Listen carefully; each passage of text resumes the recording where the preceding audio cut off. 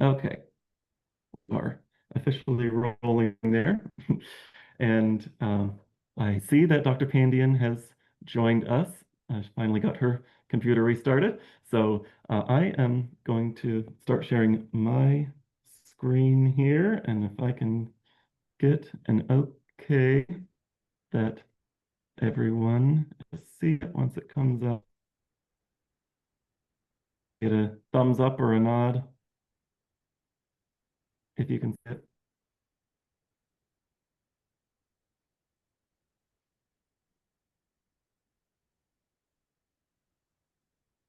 Okay, good. All right, so is that blurry for everyone else? I'm sorry. I Hmm. don't know why that's happening. Let's Maybe it's a little figure laggy. that out. Maybe so. Okay, there it popped up. So let's try this again. How's that? Good? Yes. Okay, thank you. All right. So with that, I will turn it over to Dr. Pandian. Over the course of, like I said, you'll hear from several of our faculty, so I'll just ask them to each introduce themselves whenever it is their turn to cover their slides. So Dr. Pandian, I will hand it over to you now. Thank you, Cody. Welcome, everyone. We're truly, truly honored that you're here today, exploring the next step in your journey as a nurse and a leader. At Penn State, we believe nursing is more than a career, it's a calling to transform lives and to shape the future of health. As you can see on the slide, even though our College of Nursing is still young, having been founded in 2013, and transformed into Ross and Carolyn's College of Nursing in 2021, we have already become a home to more than 2,000 students across 12 campuses each year. That means no matter where you come from, you'll find a place where you belong. Penn State combines the vast resources of a world-class university with a close-knit community of a college that knows your name, your story, and your dreams. Our mission is powerful to create nurse leaders who transform lives and health across the world. And our vision is daring to redesign the landscape of health and nursing science through education, research, innovation, practice, and service. When you step into Penn State, you're not just joining a program, you're stepping into a movement. You're choosing to be part of a community that believes in the power of nursing to heal, to innovate, to lead change that the world desperately needs. What sets Penn State apart? So we'll wait for that. Excellent. So what sets Penn State apart is not just our reputation or our rankings, it's the way we as faculty and staff nurture leaders who make an impact. You'll benefit from the resources of a major university that's world renowned while feeling the personal support of a community that walks beside you every step of the way. You'll have the strength of the world's largest alumni network at your back and the inspiration of being part of a National League for Nursing Center of Excellence in Nursing Education. Here, you won't just earn a degree, you will be empowered to dream even bigger, to lead with courage, and to leave a mark that lasts far beyond yourself. And now, as you begin to picture yourself in this journey, it's time to explore the exciting pathways available within the DNP programs. And to share more about those opportunities, I'm delighted to introduce my colleague, Dr. Sherry Motter, who will walk you through the DNP options that can help you bring your vision for the future to life.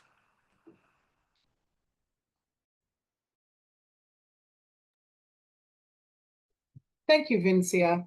I will be concentrating on several of the DNP and MSN programs and some of the graduate certificate programs, and then hand it off to others for the NP portion. That's correct, Cody, correct? Okay. So our DNP, our Doctor of Nursing Practice, has several tracks, and others will talk about our NP tracks. I will explain our leadership and our educator tracks. We do have 2 tracks. They can both be BSN to DNP or MSN to DNP. And here is a list of all of our currently offered DNP tracks. Also, like I said, others will be talking about our nurse practitioner options, but also our nurse anesthesia program is projected to open a DNP and nurse anesthesia in the summer of 2027.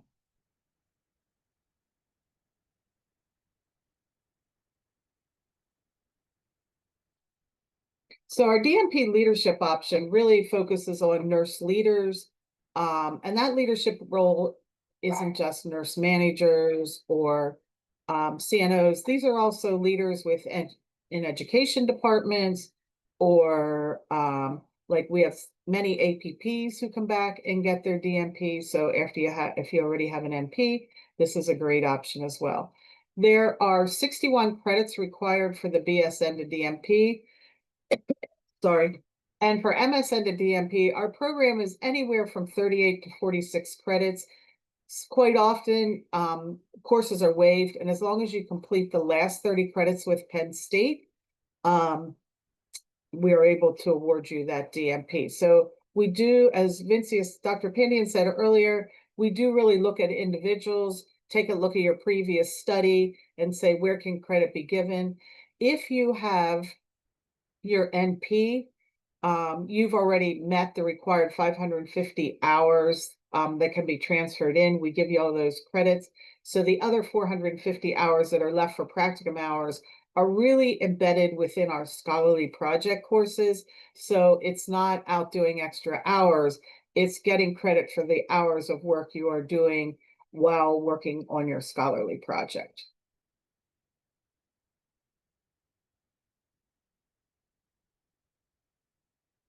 We also have our new DNP nurse educator option, and we have admitted our first students into that program starting in the spring of 26.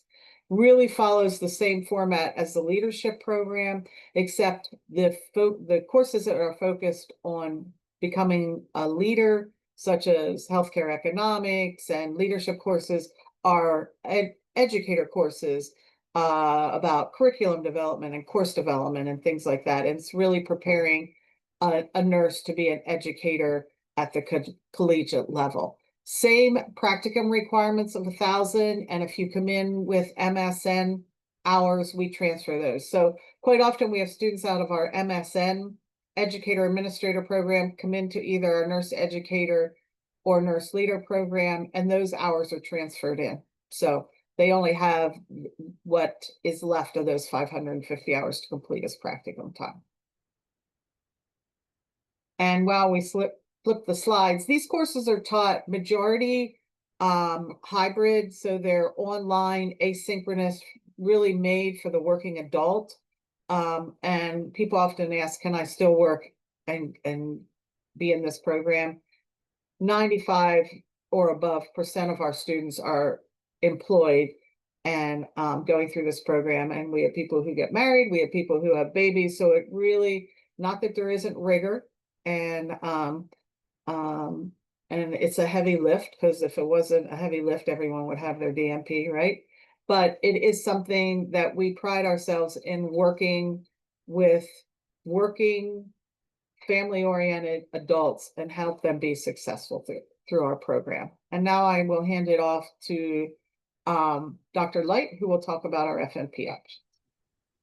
Thank you, Dr. Motter, and welcome everyone. We are very excited about our NP options. We have 4 different programs. The first one I'll speak about is the Family Individual Nurse Practitioner Across the Lifespan. This program focuses on comprehensive care across all ages, from infancy to older adulthood, focusing on preventative, chronic, and acute care community-based. It is a BSN to DNP program that is 58 credits in length.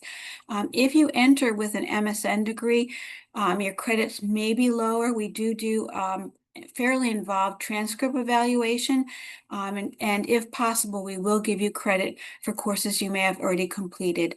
The total practicum hours are a little bit higher for NP students because based on national guidelines, you will need to complete 750 direct care clinical hours. What that means is hours that you will do in clinical agencies, seeing patients as a nurse practitioner student. And again, if you're in an FNP option, you might be seeing pediatric patients, you might be seeing women's health patients, you might be doing primary care hours in a variety of primary care settings. We also have 431 doctoral hours that Dr. Motter just described that really relate to your doctoral project and leadership. When you complete your clinical coursework and your didactic coursework that goes along with that for the FNP option, you are eligible to take the National FNP Certification Examination. And this past year, we had 100% of our graduates both take that exam and be successful the first time they took that test. So we're very proud of them and feel very good that students are incredibly well prepared, both clinically as well as the didactic focus, in other words, the theory focus of our program. Cody. We have a second option, an adult general primary care nurse practitioner. This person manages healthcare just for adults and older adults, focusing on health promotion, disease prevention, and management of both acute occurring illnesses as well as chronic stable illnesses. This is also a BSN to DNP program. It is 55 credits in length. Again, credits may be lower if you enter with an MSN and you have some coursework we can transfer in. Similarly, there are 181 practicum hours. All of our NP students do 750 clinical hours. So that is the same across all 4 of our NP options, 431 doctoral hours. And students in this option take the National Adult General Primary Care Nurse Practitioner Certification Exam in Pennsylvania. To get a CRNP license, in other words, or an advanced practice provider license, you must take a national certification examination. And I think it used to be in certain states like Florida, you didn't have to take a certification exam, but I'm fairly certain every state in the US now has students take the national certification exam in their specialty option area. Our third option is the Adult Gero Acute Care NP option. The focus is a little different. In this option, students provide care, students and clinicians provide care for adults and older adults with acute, critical, and complex chronic health conditions in a variety of settings. These settings tend to be inpatient settings, although some people might see, as an example, a cardiac patient in an inpatient acute care setting or a critical care setting, but also might follow them into an office setting in a cardiac care setting. I hope that makes sense. Some of the students do oncology, they do specialty practice, as well as critical care practice in this focus. And I would stress that in general, we think about this as more inpatient care and our other options as outpatient community-based care. This program has 57 credits, again, maybe lower if you enter with an MSN. You don't have to enter with an MSN for any of these programs, although for this program, you do need 2 years of acute care work experience required to start the program. And I didn't say this, but for our FNP and adult general primary care, you do not need 2 years of acute care work experience. You can start those programs really after you finish your BSN program, but we do like students to begin working because we think RN experience is really important for as you become a nurse practitioner. You really need the basis and the foundation and fundamentals of being a registered nurse as you move into advanced practice nursing. So in the acute care option, there are 57 credit hours, again, maybe lower, 750 clinical practicum hours, and students in this option similarly take a national certification exam, but it would be for acute care NP certification. Again, 2 years of acute care work experience just to be in this particular option, but there are no work experience prerequisites for any of the other 3 options that we are discussing, although we do like people to be working, and we do prefer experience, although you don't have to have it. And I'm certainly willing to answer questions about that if you have any. And our 4th option is psych mental health nurse practitioner. This person delivers holistic, patient-centered care to individuals with psychiatric and mental health needs across the lifespan. So persons in this option would deliver care to children to all the way across the lifespan to older age. This is a 61 credit program. Again, the credits may be lower if you have an MSN, 750 clinical hours, 430 doctoral practicum hours, and students in this option will take a national psych mental health certification exam. And again, the certification exam is for psych mental health NP across the lifespan.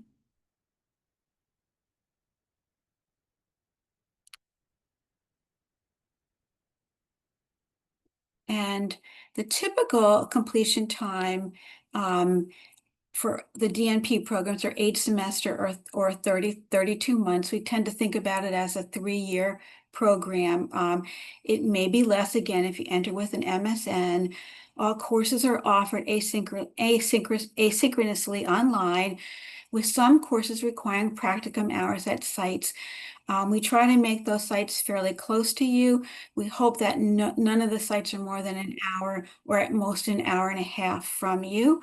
The exception is the DNP nurse anesthesia, which is only at Hershey with some online coursework. In other words, that is an in-seat program that with some online coursework at Hershey. We do in-person intensives. In other words, we do meet for our leadership and educator, have 2 3-day sessions at University Park. Our DNP NP students have 3 intensive sessions. The first one is at University Park. We all meet for an orientation before classes begin. So leadership and NP, DNP students all meet for orientation the week before classes start. And that is held at University Park. For our NP students, we have 2 additional intensives that are held at Hershey Medical Center, and both of those are during summer. One is in May and one is in June. The leadership students have a second intensive that is held during our comprehensive exam, which is in, I want to say, is it April? Usually March or April. March or Yeah, April. depending on the academic. Okay, March or April, depending on the academic calendar. Thank you, Dr. Motter.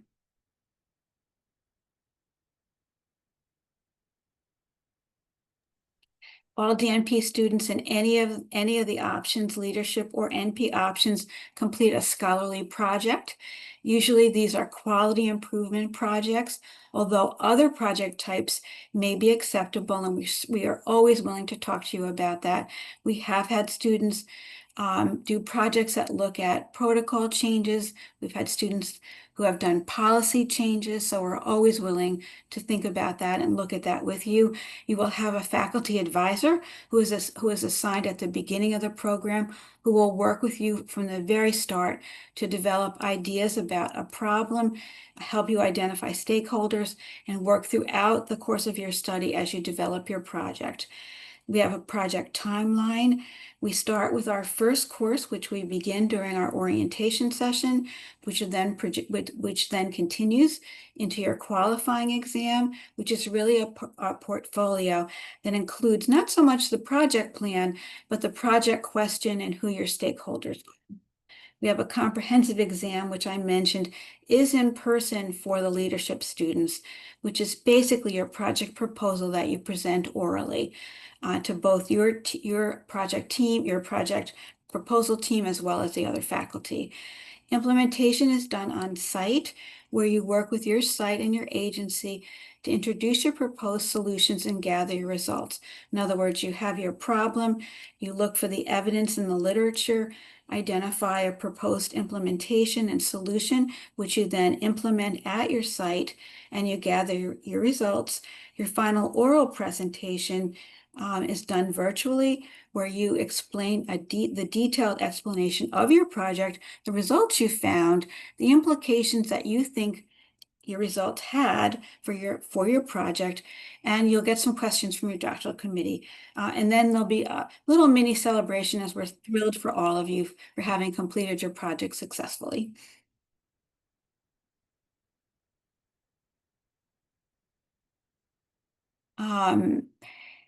We have a project course sequence that everyone progresses through.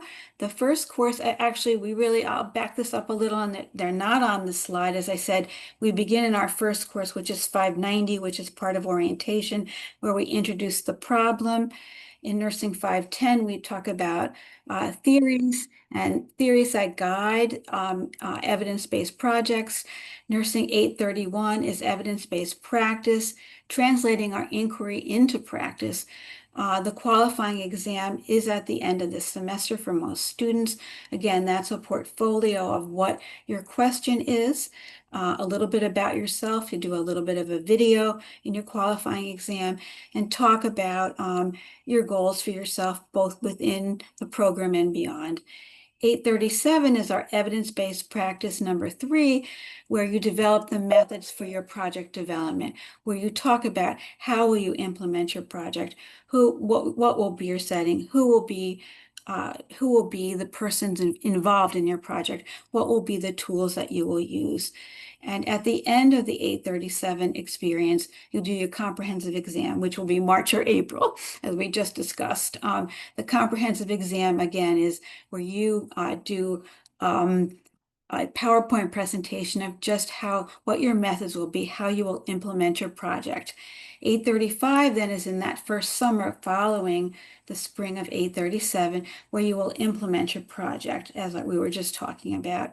The next 835 is in the fall, where you'll look at the findings you had, think about what the findings mean in terms of both your particular site and persons who were involved, and compare that to the literature and compare that to what other people have found when they've implemented similar evidence-based information, and kind of make sense of what that means for your group and what that means as it relates to the literature.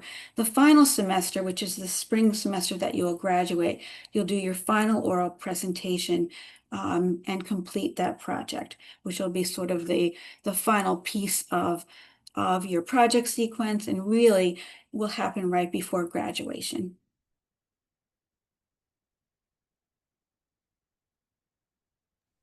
I can pick it back up from there. I guess Dr. Wright, if you'd like the to last thing continue. I would say is I just want every one of you to feel that we have broken up the doctoral project in a way over multiple semesters, so that it's in chunks and in pieces that you will put together. So it isn't one big thing. It is little things that build on each other, that make sense together.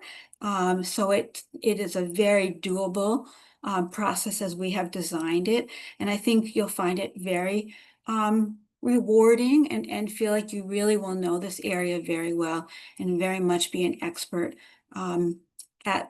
at a quality improvement, evidence-based practice project and you'll have a toolkit for being able to do this going forward and as you continue in this work post-graduation. Thank you, Cody. Thank you, Dr. Light. So just some general admission requirements that we look for all of our DNP options. We do have rolling admissions, so we accept students to start in the spring, summer, or fall each year.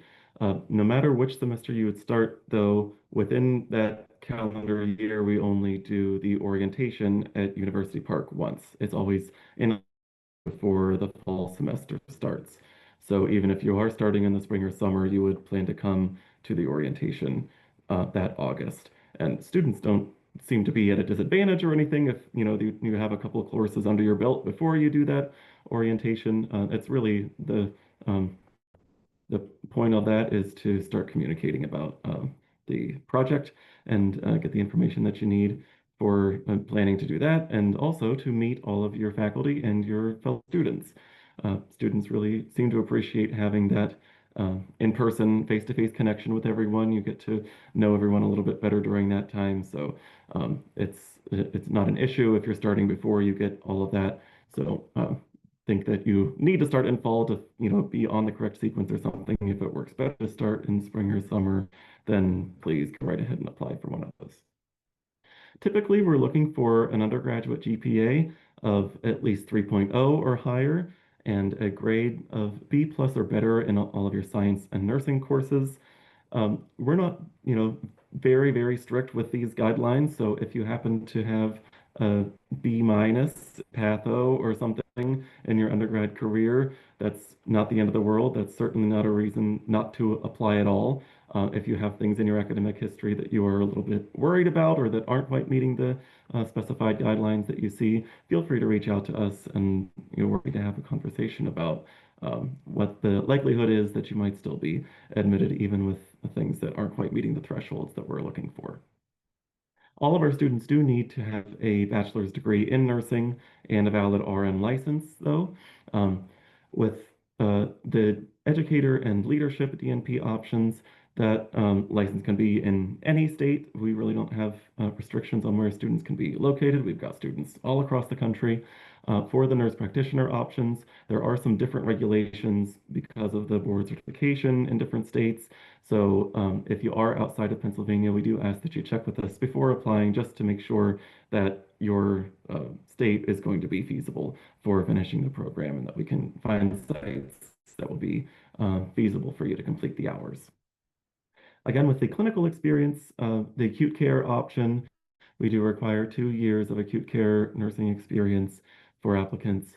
The nurse anesthesia option is going to have 1 year of critical care experience required.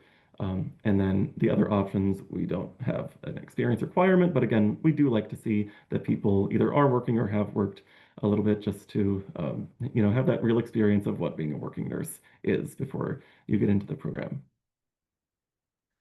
All right, so now we are going to move on to the master's options, and I'm going to turn it back over to Dr. Motter to take care of these. Thank you, Cody. One thing, and maybe I missed it, but our nurse anesthesia program is 100% in residence, unlike the other program. So just to make that a clarifying statement. Our Master of Science in Nursing, we have 2 options. It's the nurse administrator and the nurse educator. They both are 2-year courses, can be spread out to 3 if you feel more comfortable with that. All of our courses are online.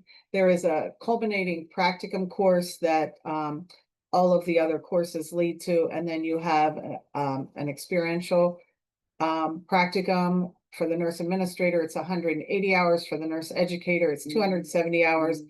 Wherever you work is usually the best place to have those experiences, or somewhere close by, and we help you navigate through that. Like it says on here, 2 years or 3 years, depending on how fast you want to move through the program. There is also a summer option, and a lot of people will take a course in the summer just to either lighten the load or complete the program a little sooner. You can begin in any semester, and as far as taking summer courses, that's also an option for our DNP program. Some people like to start in the spring, even though it's traditionally a fall start, and just lighten the load a little bit with some of the courses early. Admission requirements look very much like the admission requirements for our DNP program. Quite often what we find is people look at the DNP program and say, "Whew, I don't know, maybe I'll just get my master's." And then they get their master's and realize they're not all that far from their DNP. And they come back and get their DNP. We do give you credit for the courses that we can give you credit for. You can't double dip, but as far as counting credits, but I can waive courses and you end up needing 30 courses to 30 credits to graduate from the program. So 30 credits isn't too much further for your DNP.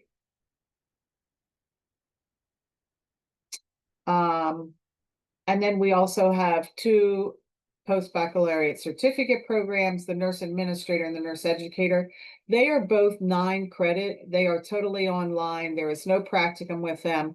And every one of those courses, because it isn't used towards a degree, can count either towards your DNP or your MSN.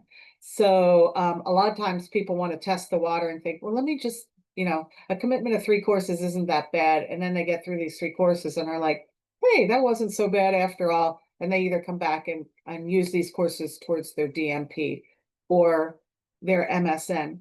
People also use this, let's say you have an MSN or you're an NP with your MSN and you want to start teaching maybe at a community college. They come back and get their nurse educator certificates. So they're available for things like that as well. And then I'm not sure who's talking about our NP certificate, but I will hand that over to you.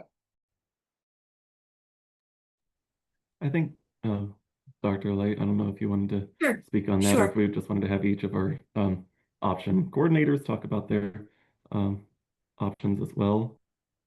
That's fine. Beth Ann, do you want to speak about certificates, or would you prefer I did? Sure. My name is Beth Ann White. It's nice to meet all of you. I am the coordinator for Family and Adult Gero Primary Care tracks. So both the DNP as well as our certificates, and as has been noted already, if you do have your master's degree and you would like to come for one of the NP certificates, it would not be any of the DNP project coursework, but we look for the 3 Ps, and that is pharmacology, pathophysiology, and physical assessment. And then we have you complete the didactic and clinical practicum hours to meet the requirements to sit for certification, for national certification in any of the NP options that we offer. Again, the Family Adult Gero Primary Care, Adult Gero Acute Care, which is Dr. Jackie Ryer, and our Psych Mental Health, which is Dr. Marion Farrell. And I don't know if you guys want to say hello, just so potential students can put names and faces together. Sure. Hi, everyone. My name is Dr. Jackie Ryer, and I am the Acute Care Program Coordinator. So nice to meet you. Feel free to message me in the chat if you're interested in acute care. Hi, I'm Marion Farrell, and I'm the clinical coordinator of the Psych Mental Health.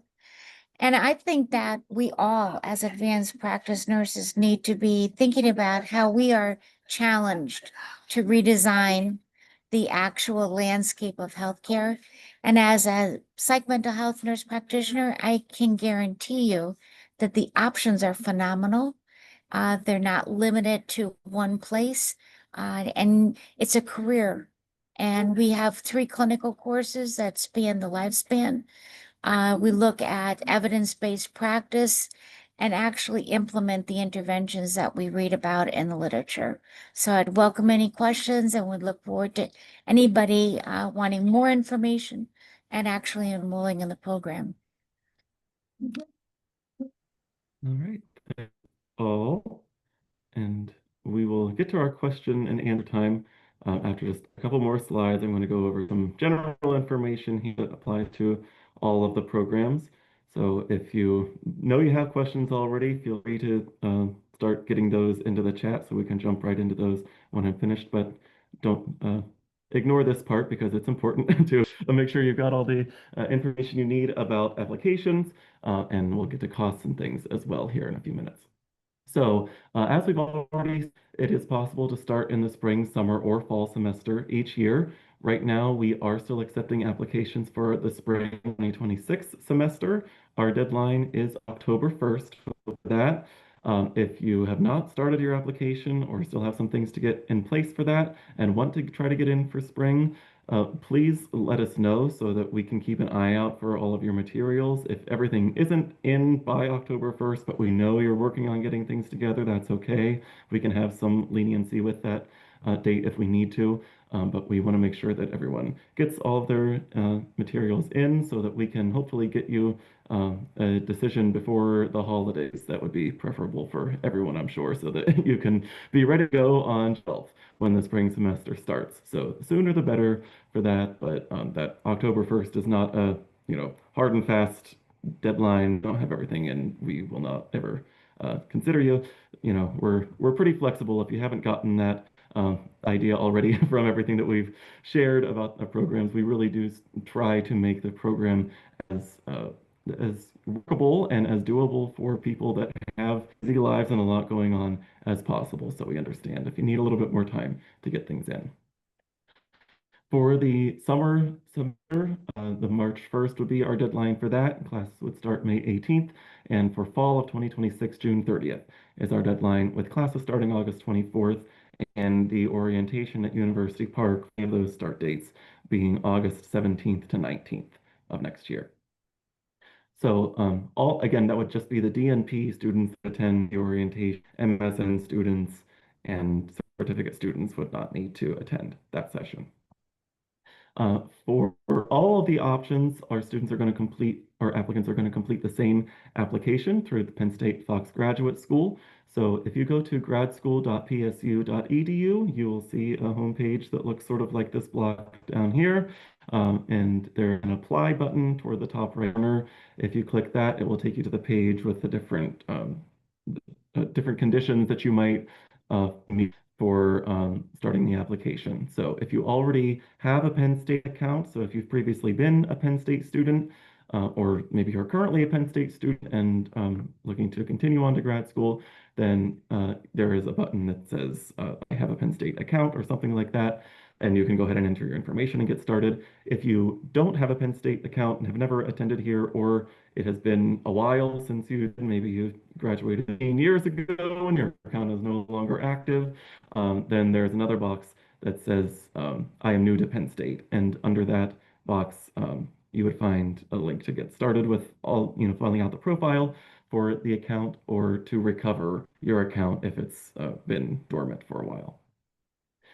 Whether you're applying for a degree or certificate program, there would be a $65 fee that you would pay once you submit the application. The application really is pretty forward, several different pages where it just takes you through step by step with everything that you need to either fill out or attach to the application. You can always save it and come back. If you don't have everything already at once, you can save your progress and finish it at a later date. So don't feel like you need to sit down and it must be completed all in one sitting. All of our applications do require students to submit official transcripts from any of the institutions that both undergraduate and graduate. We prefer to see official transcripts with everything, but if you only have unofficial transcripts for your initial review of your application, you can attach those and have the official transcripts later. So we'd rather have unofficial transcripts sent by October 1st and get the official ones later than have you waiting until the end of October to get official transcripts. So if you know that that's going to be an issue, just let us know. We can work with you on it. Well, bachelor's degree in nursing from either a regionally accredited institution in the U.S. or a degree that's equivalent to a U.S. bachelor's degree from a recognized degree granting international institution. If you happen to have been educated internationally, there are many countries that do require students to submit English proficiency test scores. There are some countries that are exceptions to that, and you can find the full list of those on the apply page on the graduate school website. So if you have questions about that, again, feel free to reach out to us. We can let you know if that's something that you would need to submit. Our DNP and MSN options require students to submit a personal statement. So this doesn't need to be, something extremely long. We just like to have a sense of why you want to pursue the program, why Penn State is the right place for you, learn a little bit about your background and what your goals are for your career. So it doesn't, like I said, doesn't need to be overly flowery language or anything like that. We just want to learn a little more about you that we might not see reflected on your application materials. We do also want to see a couple of references. So we aren't going to ask for a regular reference letter. What we're going to ask you to submit are some email addresses and contact information for the people that you'd like to use as your references. Those people will receive an automated email whenever you submit the application that will prompt them to fill out a standardized form for you. That email will come from the Fox Graduate School. So just make sure you let your references know whenever you're submitting the application that they need to keep an eye out for that email and that form as soon as they can for you, because your application won't be considered complete until we receive all of those references. There are a few other requirements that vary by the program. For example, the DNP students also need to submit a writing sample. So that would be either a published or unpublished paper on which you were the sole author, that sort of just gives us an idea of what your writing capabilities are. Since you are going to be doing a fair amount of writing throughout the program, we're going to ask to see what your skills are like with citations and formatting and proper academic structure for papers and so forth. So you can find the full list of everything that you need if you go to the appropriate program page for the option that you're looking at on nursing.psu.edu. If you look under the academics tab on that page, you will find the full list of all of the different options, and you can navigate from there to the full list of the application requirements. Okay, so now on to costs and financial aid. Our current rate per credit for any of these programs that we've talked about today is $1,037. That is the rate if you are taking fewer than 12 credits per semester. Any 12 credits is charged a flat rate. However, I don't believe we have a single student currently taking 12 or more in any of our programs. That would be a very big commitment that most of our students, like we said, almost everyone is working while they're in the program, most of them full-time. So trying to manage 12 on top of a full-time job would be, you would have to have pretty much nothing else going on in your life, which usually isn't the case for our students. So definitely see more of our students going part-time and paying that $1,037 per credit rate. We do have a few scholarships each year that our DNP and MSN students may qualify for. These are not plentiful, unfortunately. So usually if students are looking for financial aid, they have more success at finding external scholarships or grants. Some students do take out loans, and a lot of our students also utilize tuition assistance and or reimbursement from their employers. Well, so you definitely want with your employer what they offer in that regard, because it could be significant in bringing down your total costs.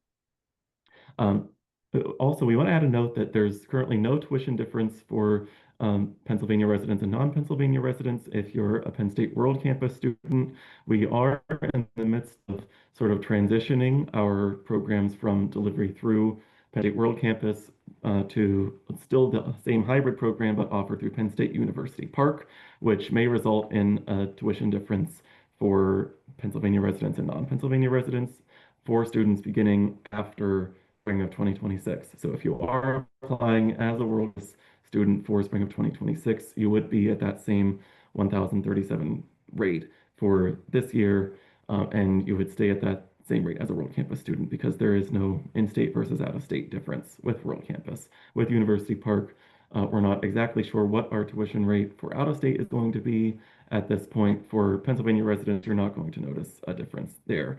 But just keep in mind, if you aren't living in Pennsylvania and you're applying to start in summer of 2026 or after, there may be a tuition difference there.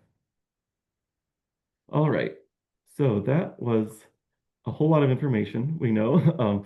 So I would encourage you now, if you have any questions, to please feel free to jot down our email addresses here. Again, you'll be receiving these slides afterwards, so if you don't want to furiously write down the contact information, you can wait to receive that. But we will also gladly encourage any questions that you have now and answer as many as we possibly can in our remaining time. Don't be shy. Again, if you want to pop on with your video and audio to ask your question live, you can please feel free to do that. If you'd rather just pop it into the chat, feel free to do that instead.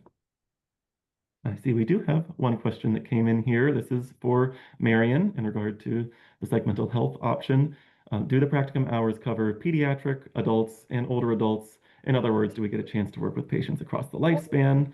And what are some clinical sites in Pennsylvania that have been utilized in the past? Sure. We do cover the lifespans. So we have right now, the students are in areas that are more pediatric focused. Some are in adult focused. We have a student that's in a forensic site. So we try to make sure that we're looking at where that person would like to practice, to make sure that one of those clinical experiences will have an opportunity to focus in there. But we want to ensure that all of the students practice, have that clinical experience in a practice setting across the lifespan. So we have Pennsylvania Psychiatric Institute. We have the penitentiary at Waymart for forensics. We have several private practices in Pennsylvania. And the piece that we're looking at is trying to develop a collaboration with some of those sites so that we can have a program there and have them recruit and retain at their site. Might want to have more information about, just reach out to me. All right. Thank you, Dr. Farrell. Okay. Any other questions from anyone? Hi, my name is Surli Jeevan, and I met Dr. Vincia Pontia last weekend, and she really motivated me to join the DNP Leadership Program. So my question is it completely online program? I heard about the orientation, but other than that, is it completely online program? Dr. Mater, would you like to Dr. address Mater, that? yes. Yes, Okay. yes, so everything is online except your practicum hours, of course, and orientation, and when you come to do your comprehensives. Penn State has a 5-day residency requirement for all doctoral programs. So therefore, we capture those 5 days between orientation and your comprehensives. Those are the only times you have to come to campus. And of course, for graduation, we never list that, and you don't have to, but everyone has to come to graduation. You work so hard, you need to be here to celebrate with us. Sure. My other question is, so I have like MS FNP and I did a postmaster's. So do you still require the undergraduate transcript, or it will be a challenge? That's why I'm asking. I went through WES before I did my master's. Will that be enough? Still, I have to go through, I have to get it was many years ago. Do you need the transcript of undergraduate directly, or will you take WES? Or if since I had masters and postmasters here in US, is that sufficient? I've learned to never say never. We have not admitted anyone without their undergraduate transcript. We can certainly explore that with the graduate school. Sometimes we are forced by what their requirements are, but we can certainly get you started and figure out how to navigate that. So, I don't see a problem. And I know sometimes some of those are very hard to get. So it might be that because your master's is in nursing, we accept that. And then, I don't know, maybe even a screenshot or something like that if you're undergraduate, but we can navigate that. All right. Sure, We'll sure. we'll figure it out. Like I said, I've learned to never say never, but I think we can figure it out. Yeah. And Dr. Motter, I think WES, the World Evaluation Services, is actually one of the approved It is. services through our school. So hopefully It they is. will take that into consideration, because in that they will record all the undergrad scores and everything. Yeah. Correct, because that is one of the agencies we use for that. So thank you, Dr. Panian.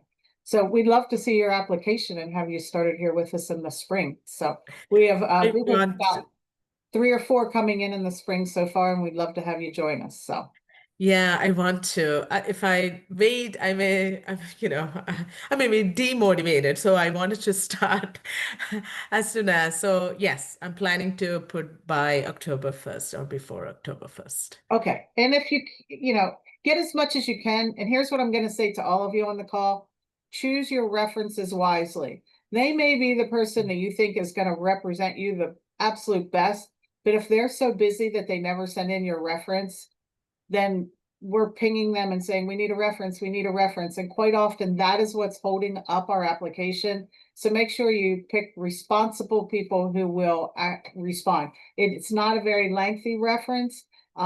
It takes 10 minutes tops, 15 maybe. So I just ask that you look at that. And sometimes we say, all right, we've pinged this person 3 times, they haven't responded, give us another name. So we help you navigate that as well. We make sure that you aren't dropped off because you have someone who's not responding. Just one last question, I'm sorry. The reference, I will look at the number while I apply, but does it have to be academic, like, or can it be a peer who works with me? Yeah, okay. So we like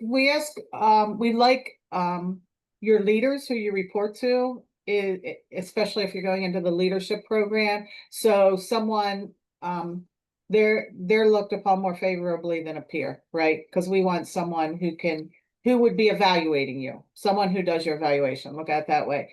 So no, not all academic. If you have 1 academic and 2 people who either are able to evaluate you, and think outside the box. And I'm not sure where you work, but I think a lot of times people in hospitals think, well, I can only ask my nurse manager. What about that off shift coordinator that sees you every time you're in charge? Or, think about people who you interact with throughout the day.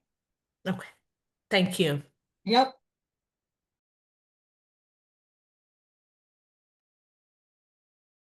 All right, I see we got another question in the chat here. Are there any recommendations when it comes to the external scholarship application? So we do on our College of Nursing website have a list of external scholarship opportunities. I will include the link to that site. I'll put the chat here so everyone can see that, but I'll also include that in the recording, the email that I'll send afterward, along with the slides, so that people can see that. This is not an exhaustive list of all the opportunities that you might explore. These are just ones that our students have utilized in the past. And I know that AACN, the American Association of Colleges of Nursing, also has a scholarships page where they have a long list of external scholarships, including some specifically for graduate students that you may want to consider. So I'll get that link as well and send that. There are plenty of opportunities out there. I'm sure you could find some that aren't on either of those lists as well.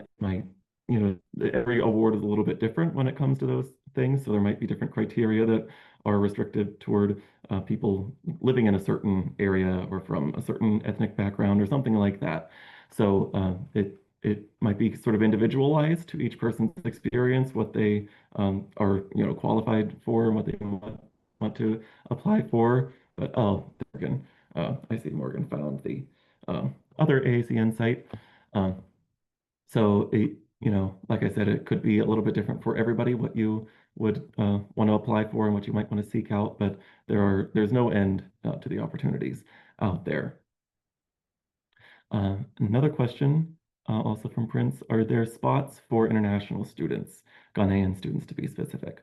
So I'm happy to answer this unless one of our faculty wants to chime in about what the international experience might look like for students in that situation. So at this time, I believe, and correct me if I'm wrong, Dr. Light, but that would really be limited to our MSN students. And DMP, it would require them to be on site for those 5 days for leadership or education. So that is the rate limiting factor on that. Plus, we have to make sure that all of our undergrad work or master's work meets the requirements as we had talked about earlier. Again, I've never learned to never say never, so always worth exploring. Yeah, I think the main thing would be if you know that you will be overseas for the duration of the program, it would be the key would be to start working with us early on making sure that your sites and everything are going to be applicable to the hours, that we can get the agreement in place for either that last course in your master's program, if that's the path you're going for, or for the DNP throughout the program doing the practicum hours. All right. See, we have some more questions from New. We have for the psych mental health option, how many students are in each cohort on average? Do most students attend part-time or full-time? I can answer that. Most students are part-time, and our courses are really adjusted based on the needs of the course. So for example, and I'm not really answering the cohort thing, but you know, some of our courses have 20 or 25 students, while other courses have 8, and it's really limited to by what like if it's a writing intensive course and our scholarly project courses, there's only 8 students in those classes. So we don't have the massive size classes. The largest any class is 25, and those are classes that have mainly discussion posts and quizzes for their grades. If once writing becomes involved or more one-on-one things, then those classes become smaller. And certainly your time in your clinical sites, your practicum, you're with a preceptor, and our faculty make those visits one-on-one. So, you know, the cohort size, you know, we probably have, not probably, we have around 40 people coming in most years in the fall. Would we like that a little larger? Yes, but you'll never be in a class of more than 25 people because we bring on another faculty member. We had a class this semester that was pushing 30. We broke it into 2 sections, and now there's a section of 15 each. So hopefully that answers your question. And clinical cohorts, as Dr. Mater said, are never more than 8 for NP students. So you'll have a faculty assigned to 8 students. So it'll never be more than 8, no matter how many people are in an option program at one time. Okay, another question also from New. With the launching of the psych mental health DNP option in the last few years, do you see any issues or problems that the program is still ironing out? I don't know if Marion wants to answer that, but I think the program's been going very well. Our first class is going through the curriculum, and I think what is the valuable experience there is working with students to find a good fit so that they can find a meaningful clinical experience. And when they're at the clinical experience, they have a preceptor assigned to them. So that's a one-on-one experience. They get opportunities to actually sit in the care planning, but also in the direct care of clients that are in the clinical setting. So right now, I don't see any problems that are or issues that have to be ironed out. I think it's working. And I'd like to say, I think what brings great value to that part of the program is Dr. Farrell and Dr. Allen both teach in the program, but they are also practicing nurse practitioners as psych mental health nurse practitioners. And the value that brings having, and that's true of all of our coordinators and faculty. They are all practicing. No one within the college says, no, I'm just going to teach now and I'll figure out how to get my hours. They all have reserved days and times where they are either practicing at the clinic or at the bedside, or that they're practicing that specialty, which I think brings great value to the program, because in touch with what's changing in the environment and how to keep current. So that's really my kudos to our faculty in a way that they remain realistic, because once you step away, it's hard to say, oh well, you can do this and you can do that. No, when you're still practicing on a weekly basis, they know what you're feeling at the bedside or at the clinics.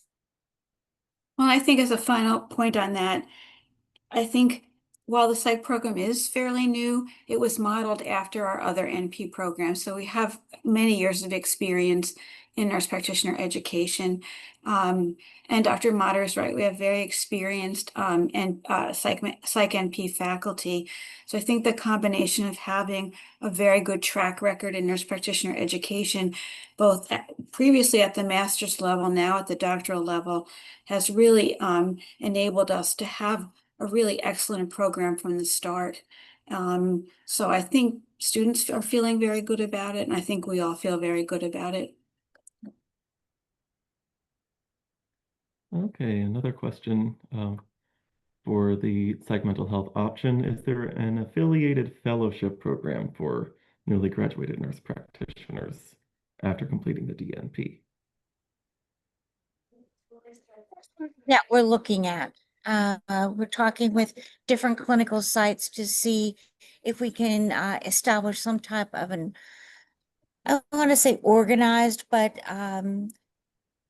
a program that will really provide that 3 to 6 months in that clinical site. And so several current practices are looking at that and trying to actually maybe use it as a slight recruitment tool, but to actually, they know the value of a psych mental health nurse.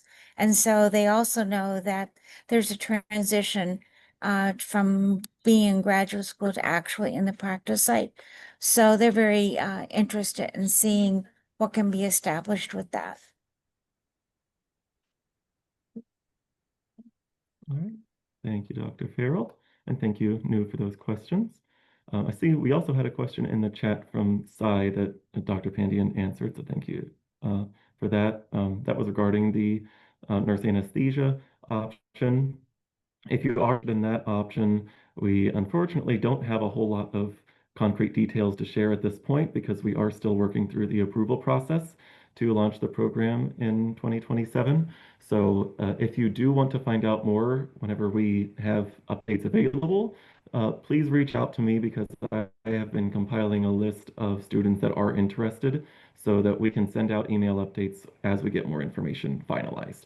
So I'm happy to add you to that list if you want to contact me, and then you can keep an eye out for those emails, which we will be sharing as soon as we have the information nailed down and all of our approvals in place to really start launching and promoting the program.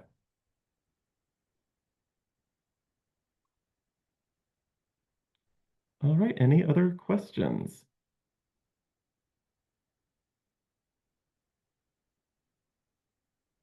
Don't be shy, now is the time.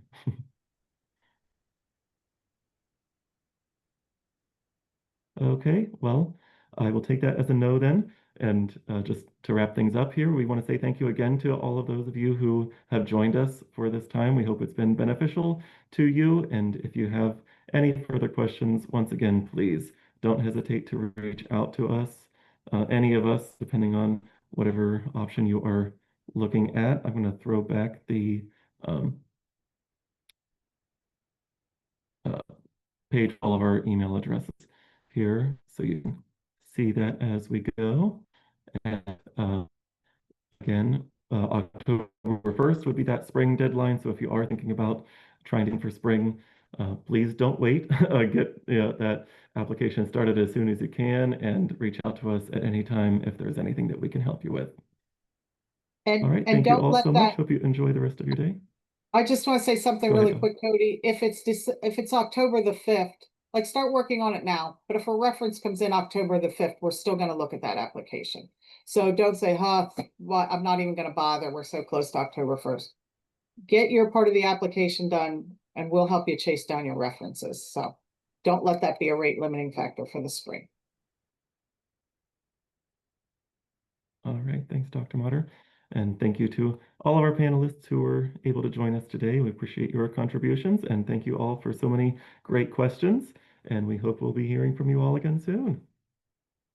All right, take care, everyone. Have a great day.